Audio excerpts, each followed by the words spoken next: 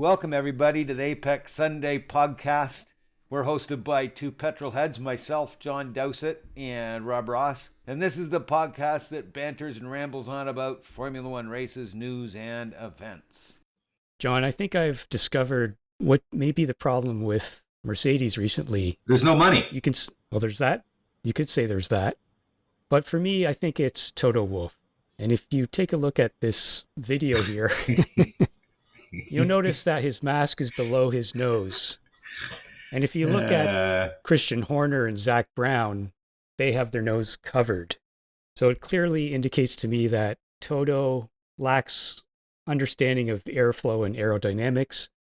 And with Red Bull hiring away some of his employees, most particularly his engine development employees, but perhaps some aero employees, they may be having some issues with Toto getting in the way. Did you notice that when you watched the race? Yeah, I saw it a couple of times. Right. But only because you'd brought it up before, and it made me giggle. But there you go.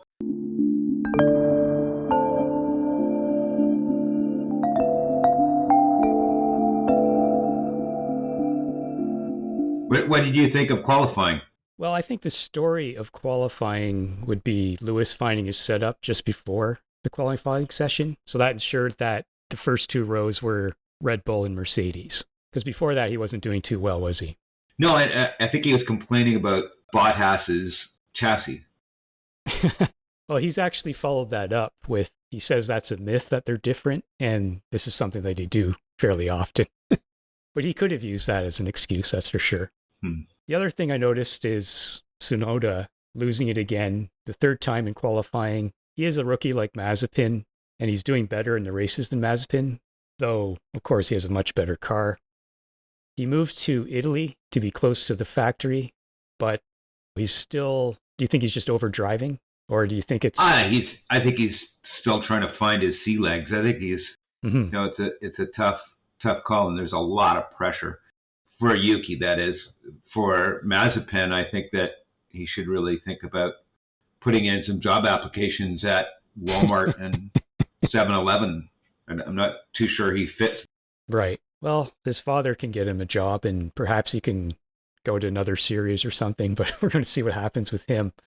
I think one of the drawbacks that the rookies suffer from these days is there's no testing, or very little testing, particularly this year because of the pandemic.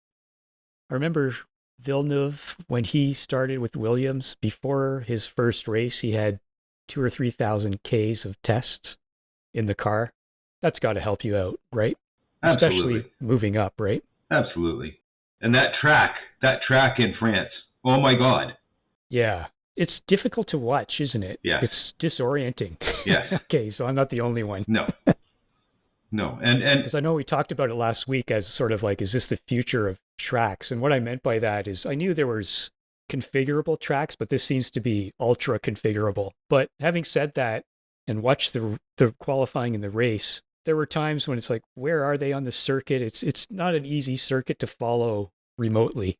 I wonder what it's like to drive. On top of that, it'd be horrible to drive. There are no marks. There's no tree here or a hill there. I would lose. I'm sure that I would have a very difficult time at that track. Right. We saw Alonso get into Q3, which was nice. So he's improving slowly. And, that's to be expected after being out of the sport for a while. We saw Mick get into Q2, but he crashed out and closed the Q2 session, which royally screwed Lance. So he started at the back of the grid again. Yeah, part of that is Lance's fault, though, and it comes back down to the track limit things. And I know we're kind of beating it to death, but just make the track limits every corner, because you have to know that Max was gaining speed on corner two, and was never called on it, but people got called out in corner 6. If Max was doing that every time he went around the circuit and going off track limits, every time on corner 2, he was gaining speed. He wouldn't be doing it if he wasn't gaining speed. Yep. It's farcical. Yeah, I think we talked privately about this. I was saying that Jack Miller at MotoGP was asked about this because they're having the same issues with track limits, protests, and, is it fair and all that kind of thing. And he brought up what others have brought up. Back in the day, there used to be gravel traps. And so you wouldn't go there because of the gravel trap. but they eliminated those for safety reasons, correct? Mm-hmm. And they eliminated the trees and the other things that you used to be able to run into if you went off the track. And pavement just slows you down faster. Yes. So we're never going to bring back the old ways of doing circuits. So they need to enforce these rules in a clear way. And it's just not clear yet. And I don't quite understand why they're having so much difficulty doing it. Having said that, we didn't hear too much about it this particular race like we did in others. No. Which is kind of funny because this seems to be a track limits. This track seems to be inviting you to violate the track limits, right? Because of the very nature of the circuit. Yeah. Yeah. Anything else for you in qualifying? I'd never seen a car judder like that as it went into the wall. Right. Initially, I thought it was the stripes, but he was off the stripes. So was it the gearbox or something? Or who knows? I mean, I still don't know actually what happened. No. What sent him off. No. So, was it a mechanical failure? It could very well have been. Right. I haven't really followed up on that and haven't heard anything. Well, frankly, I don't really care. It's... Yeah. I think he's sort of like Bottas. I think, the sooner they put Russell in Bottas's seat, the better for Mercedes. For Mercedes? Yeah. Yeah. Anything else in qualifying? Pretty much I think that's it. Typical qualifying. Yep, I agree. So let's move on to the race.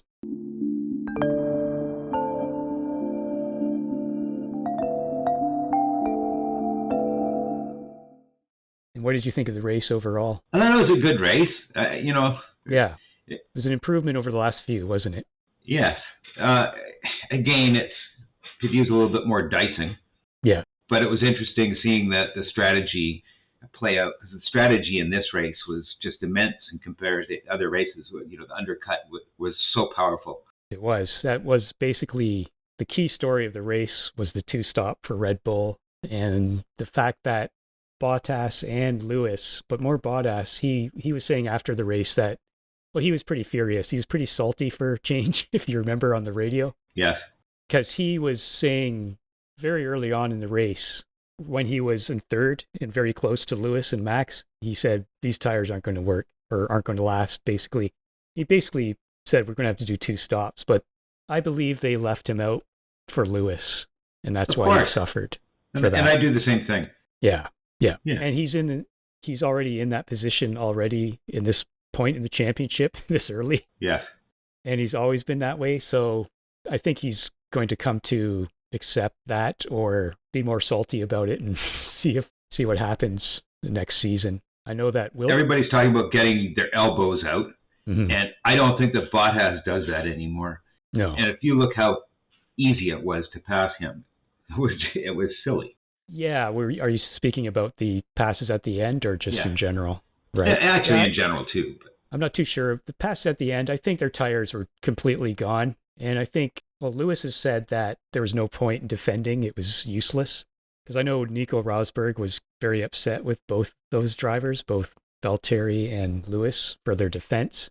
Reminded me of him defending Jenson Button in China a few years ago, where his defense was basically, I'm going to push you right off the circuit very violently, and you're going to have to deal with it. Yeah, and I think Max drove really well. He sort of did a Lewis type of race where he came in early, maximized everything, and Lewis was sort of a preservation type of race. So we had the two contrasts there. And, it was interesting to see them race each other for a change. But like you say, even though I think that their tires were shot, they didn't have a chance to defend. It's unfortunate that there was no real battle other than the battle of time. Is it just me, or does it look like Lewis has sort of lost the flame? I don't think so.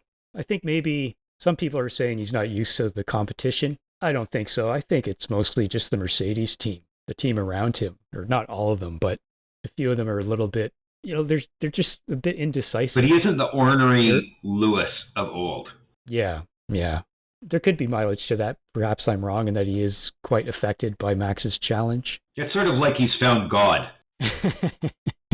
Well, I wonder how much, Max is still very young. It's always hard to think of Max as a driver that has so many years ahead of him because he's already been in the sport for 5 years, but he's still got a ton of time.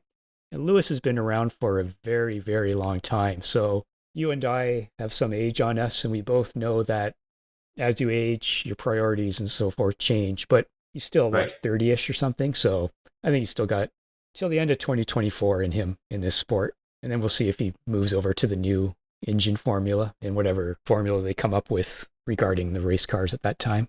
But you think otherwise? You think he's... I don't know. It just seems like he's lost his mojo.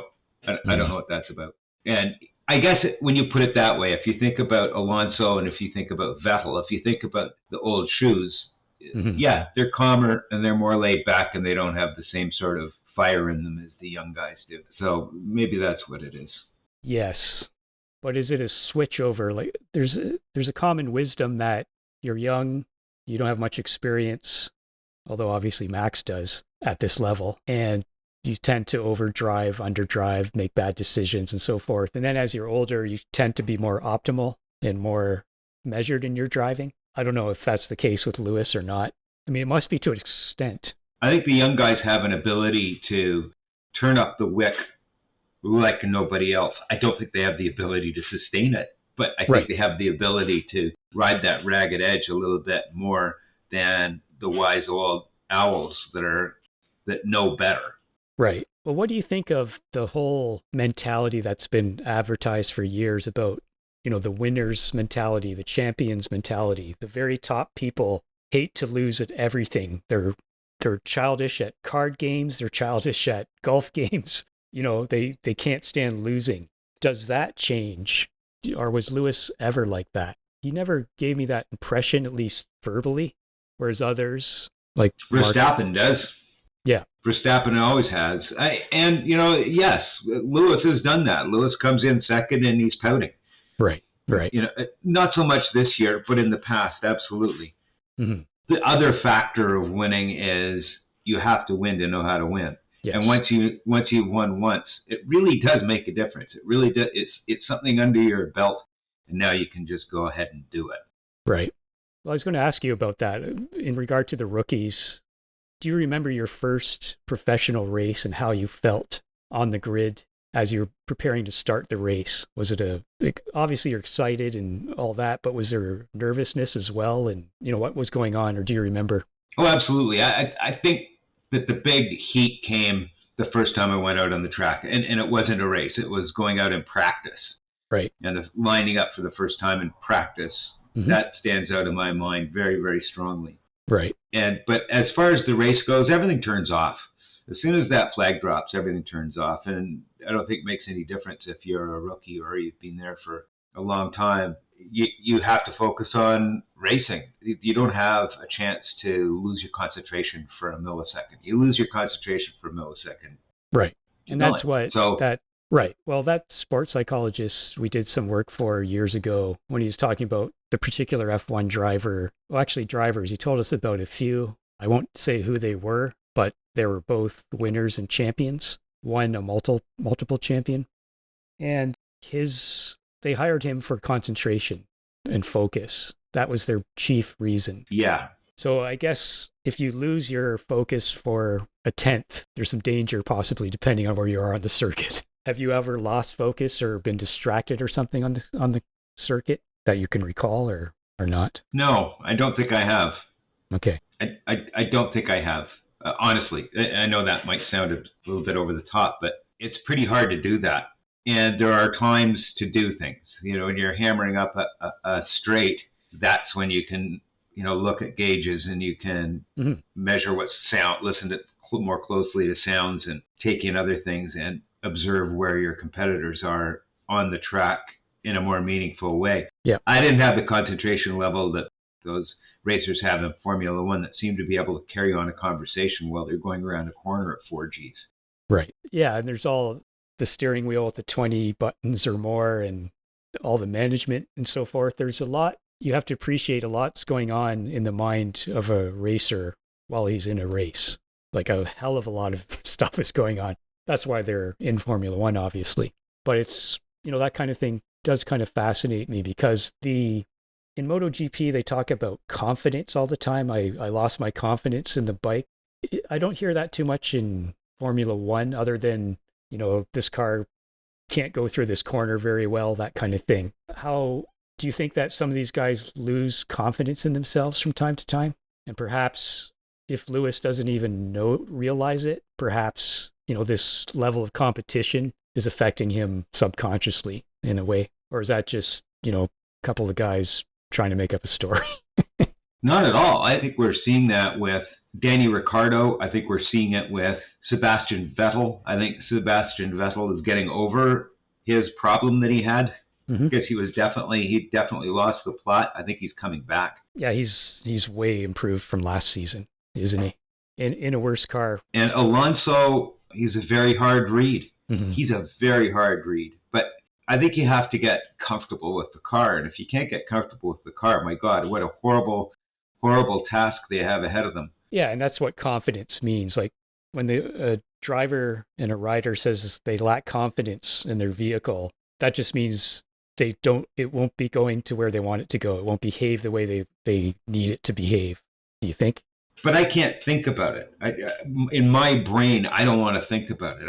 I remember when I first started ski racing, and I changed bindings, and I went from Marker to Solomon for a short period of time. My binding released on me more than once going down a racetrack, going down a GS course. When your ski blows off and you're going down a course, you're scuppered and you're done. But that's not the bad part. The bad part is the next race when you line up in the starting gate and you're actually wondering if your bindings are going to hold on. And you actually think about it when you're turning around the gates. That's just wrong. How can you do your job if it's like that? And it's the same thing in car racing. If you can't be confident in your car. And I think that's Danny Ricciardo's issue with his car. The other thing is these people are human, obviously. I mean, it sounds stupid to say that, but very often you have people hold other people to such incredible standards. Like, oh, what do you mean? Danny's a professional. He shouldn't suffer from a lack of confidence in the car. He should just instantly be able to do it or not take too much time. But the fact is, these are very complicated cars. And like we said earlier, people have said it's like changing another category when you go to another car. And we just can't appreciate that because we're never going to experience that. No. The thing for me is I would absolutely adore to even be a passenger in one of those two-seater F1 cars just to experience, the late braking and the G-forces and how fast they go into a corner. Yeah. Well, I remember you telling me you've done some track days for corporate clients and most of them crap their pants. It's a whole new realm. I mean, the problem is it's a car. And so you think it's a car. And you have no idea that a car is capable of such crazy things. But anyway, yeah. I remember you taking me around in your MR2, and I was a little tense, but I never screamed or anything. You came pretty close to a couple of cars a couple of times, so. You didn't think you were going to die? Oh, no, nothing like that. Nothing like that. I thought we might have a bit of a bender or something, possibly, but nothing too much. But, that's not an F1 car in an F1 circuit. No. Right, so. Very twitchy car. And then, the MR2? Yeah. Yeah. What is the best handling car you've driven outside of your Suzuki Swift as a race car? Or was that? I think the most challenging and the most rewarding was my Lotus Europa. Just because the balance was so insanely critical. It was such a light car. And throttle was everything. Yeah. Get off the gas not smoothly, you're done. Right. I remember sitting in that car, and that's easily the lowest I've been in a road car ever. Like, it was such a low car. I think it came up to my waist if I stood beside it. Something like that, right? It was pretty low. I don't know if it was quite that high. Oh, yeah, even lower. Okay. Yeah. Wow. So other than that particular main strategy, I did read that Alonso was asked to move aside for Ocon because they're on different tire strategies. But at that time, Alonso was suffering already, so he said, I'm just going to come in. And that worked out for both of those drivers in the long run. And that sort of is a contrast to what happened to Bottas. Could Valtteri have just said, I'm coming in? Or even if they said no, if you show up in the pits, they have to do something. Mm-hmm. But, is it a sign of respect for Alonso and a lack of respect for Valtteri from Mercedes, and Alpine respects Alonso, or it's just Mercedes, or they seem a little bit frozen about what to do with strategy. And traditionally, they're not like that. So that's a bit different because, as Crofty screamed over and over again, it's the reverse of what happened in Barcelona, where Mercedes outdid Red Bull with the two-stop strategy. But they're going to have to be very careful, Mercedes. They can't make mistakes. Max is going to make them pay this year. They don't have a margin of error anymore. And that's the main difference, I think. And they don't have party mode. And I was expecting that this race that we were going to see them close the gap a little bit. We're going to see Mercedes show their colors a little bit more. Right. With the rules on the flexi wing. Yeah, that did nothing, right? And it did nothing. Yeah. No surprise there. That's often the case with these kind of things. Yes. And there were a lot of passes in the race. Unfortunately, they showed a couple in the stack at the side. I still don't understand why they do that. Vettel passed Alonso in the stack. Crofty talked about it. And I'm thinking, where is this? Oh, it's that little cube at the side where they showed that. Yeah. But we had Verstappen made a mistake in turn 2, but recovered pretty quickly. Vettel over Ocon, McLaren. Both McLarens passed Alonso on lap 11. That's when Alonso said, I should probably come in. We didn't see Ricciardo pass Leclerc. There were a whole bunch of other passes. I won't go through all of them, but there were passes throughout the race. There wasn't sort of passes at the beginning, a couple passes at the end. It was just consistent. And for the most part, I thought they showed most of them fairly well and covered the race. So it was a better race for sure. Do you have a driver of the race? I'm going to say Max. I just think he optimized everything and he took that win. What about you? I like Sainz. I like how Carlos pipped Chaz Leclerc. And Charlie's no slouch. So for Carlos to beat him, I think that was impressive. And I also like Lando. Yep. I mean, yeah, he's back. He was back there. But I think some of the back markers had a great drive. Oh, yeah. Lando finished 5th, but that's the point again. The first 4 were finished within 14 seconds. Then 5th place was 64 seconds back. And then they lapped everyone up to Sainz. Yeah, we had Daniel, Pierre, Fernando, and Sebastian finish within 4 seconds of each other's. And that's where there was a fair amount of dicing as well. I think you have to, like I said, and I hate to sound like a broken record, but it's looking at the drivers how they're doing against their teammates. And that's another reason why Mazepin just, needs to find a door. I think it's the same with a few drivers. Yeah. Mick beat Mazepin again, even though he didn't qualify. Or actually, sorry, he did, didn't he? It was Tsunoda who didn't qualify. But they were both laps. I can't see a margin there. No, and I don't see the margin between the two Williams either. Mm-hmm. I really want to see George Russell in a real car. He came close to the points again. He looks like he's a very, very, very good driver, and he looked great in the Mercedes last year for that one race. Love to see him too, and I'm pretty confident that's going to happen. Now, the issue with that, though, is are Mercedes worried about a Lewis Nico type of situation again? Was that just a nightmare for them, and they're just trying to avoid that, and that's why Valtteri may well be a Mercedes driver next year? I don't think they need to worry about that. They've been through it.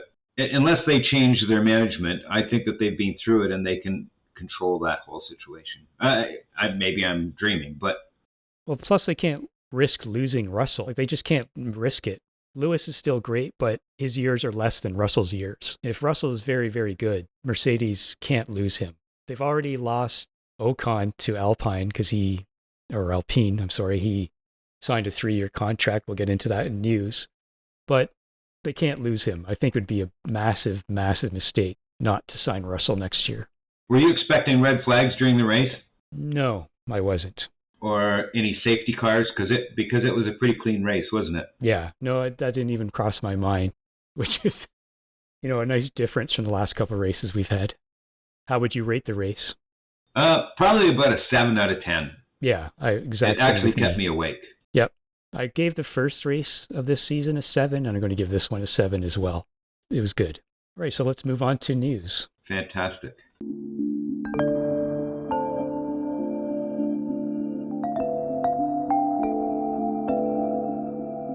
And I don't have too much news this week. We have something I found very amusing. Williams' Josh Capito says Williams is becoming a team drivers want to go to.